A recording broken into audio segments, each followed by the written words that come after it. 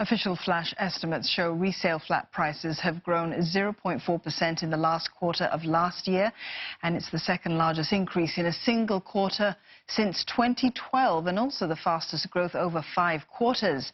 Experts say this increase is set to continue this year. Chloe Chu with more.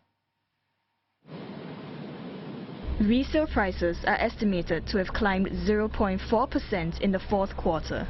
It's the second increase after 4 straight quarters of decline. And this didn't come as a surprise to analysts who expected more demand coming from changes to government housing policies last year. These include a higher income ceiling and more funding for resale flats under the new enhanced housing grant.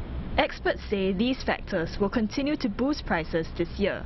Moving forward in 2020, after such a long wait, public housing are expected to be in greater demand. In fact, in terms of numbers, we are expecting the volume of transactions to exceed by at least close to another 5 to 8% towards the tune of about 25,000 transactions. And we can expect for the first time after so many years a positive growth of 1 to 2% in terms of price increment for the public housing market. Experts also say better resale prices means more HDB dwellers are now willing to sell their homes and upgrade to a private property. It all boils down to how much they are selling for. And that's why some private properties are selling better than others.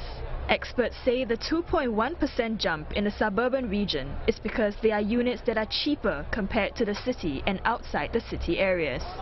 The top-selling development in the suburbs in the last year was Treasure at Tampines, with more than 800 units sold on average. Overall, while private housing prices grew for 3 straight quarters, it did so more slowly this round at 0.3% compared to 1.3% in the previous quarter. And prices are expected to continue rising in the year ahead due to higher land costs and inflation. However, in 2020, we also see some new launches that are going to be launched at prices that is higher than what we have seen in the previous year, and this could contribute to the upwards pressure on property prices. But on the whole, the property prices in 2020 in the private residential segment is likely to increase at a more gradual pace of between 2% and 3%. Market watchers add that the rise could also come from developers increasing prices of existing stock which were going at a discount when launched. Actual figures for the full quarter will be released in about 3 weeks.